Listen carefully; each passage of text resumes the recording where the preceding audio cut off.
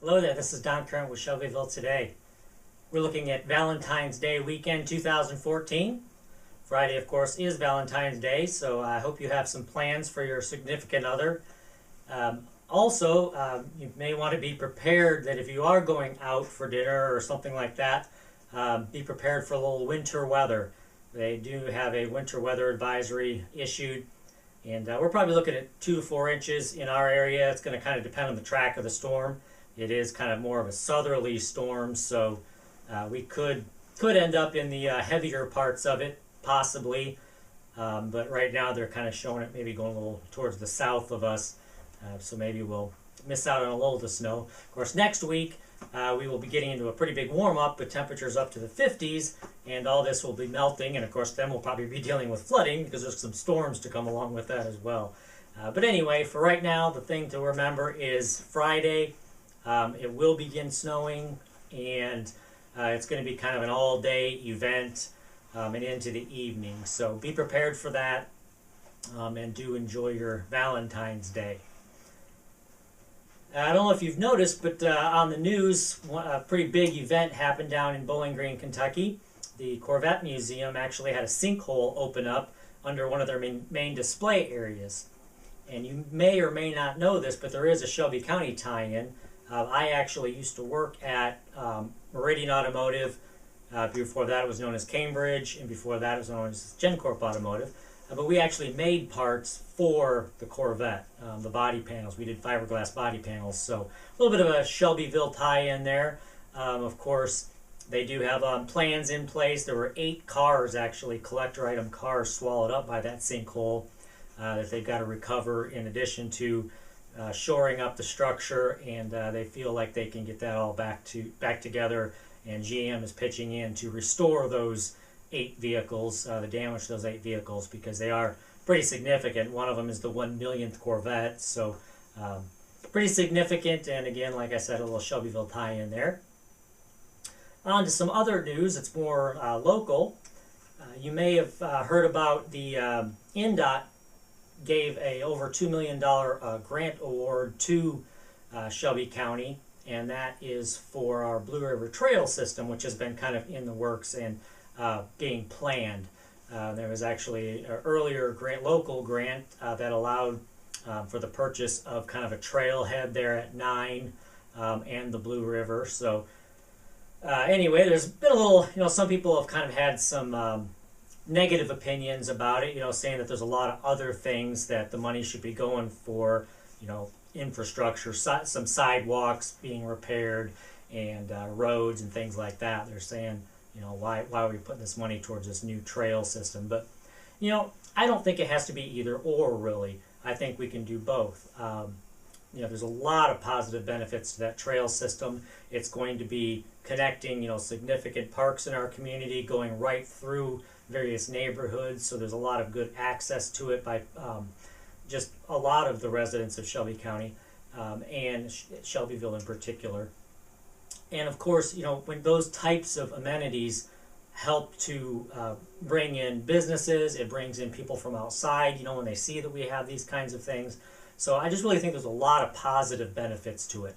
Now, not to say that the detractors are wrong as far as needing road repairs, sidewalks. There are a lot of communities that just plain aren't sidewalks, or they're in disrepair and things like that. So it's important to focus on those things and make sure to continue to bring those issues up. But I think we can keep it as a separate issue, and let's just be thankful that that money is coming to Shelby County to build that trail system. Because it could have been awarded to somebody else. That money was set aside for this kind of thing, and so it could have gone to somebody else. But yet we've got it. We have a plan ready to use that money, and so we're ready to move forward with that. So I just think it's a really good thing, and I'm thankful for it, and well, excited about what that the future brings from that standpoint. It looks like it's quite a bit down the road still. We're looking at like 2017, I think, is when the funds will be available. So down the road, but I think it's exciting, and I look forward to the day that it's done, so that I can go out there and ride my bike and rollerblade and that kind of thing. I enjoy doing that along the Progress Parkway that we have right now. Kind of along the same lines, we have been awarded an active living workshop, a lot smaller scale than the $2 million, but still a good thing. What this is it's a workshop being put on for a lot of the interested parties within the community, some of the key stakeholders, and it takes a look at what makes a good community from a livable standpoint, from a healthy standpoint. And so that actually will look at things like the sidewalks and the repair of the sidewalks, things like that, access for people that don't have vehicles to get to key things. So it really ties in nicely, and it does definitely specifically focus on some of the things that people are seeing as a concern. So hopefully once this workshop is done, there'll be some additional activities that will look at some of those items like sidewalks, and we'll start to identify where we need to improve on some of those things. So ties in nicely. It's coming up in the very near future, in the next few months. That is being taken care of. You can follow healthyshelbycounty.org, and that website will have more details about this grant or about the workshop, and keep you updated with what's going on. Lots of good information there. Just quickly looking at the weekend. On Friday evening, if you do not have a significant other to be celebrating with, the library is having a teen anti-Valentine party at the library. It will be next door in the annex, and it's just going to have a lot of fun things for the teens to do. I guess they're going to be taking some romance novels and defacing them, and just some fun stuff like that. So if that applies to you or your kids, you can have them go to that at the library on Friday evening. On Saturday, the Kiwanis Club is having a pancake breakfast. It will be held at First Baptist Church in the basement. And they will have some other things. If you're not into pancakes, they're going to have biscuits and gravy and sausages and stuff like that.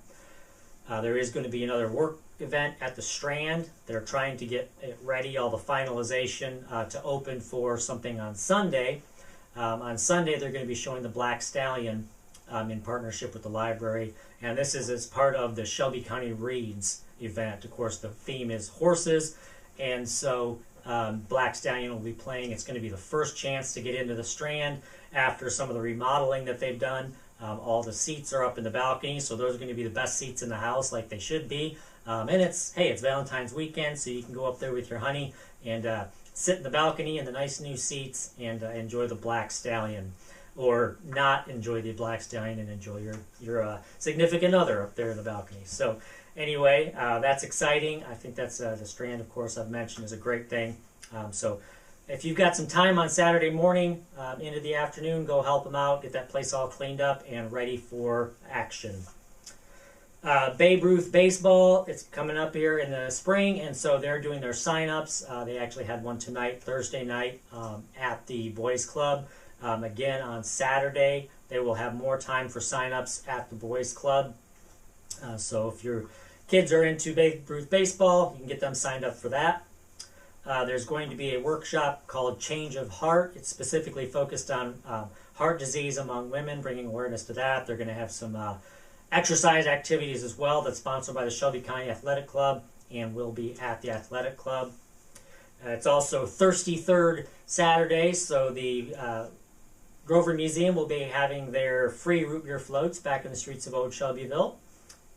And as I mentioned, then on Sunday at 2 o'clock is the Black Stallion movie. So if you need more details on any of those things, please go to shelbyvilletoday.com and check out the calendar page. You can also download our app, and that for either iPhone or Kindle or Android. And all this information is there. Our videos are there, our stories, the calendar, all that information is right there in one convenient app. And it's a free app, of course. So that's what I've got for you. Hopefully you enjoyed some of the commentary rather than just having events spewed out at you. And we will be coming at you with more things next week. Thanks a lot.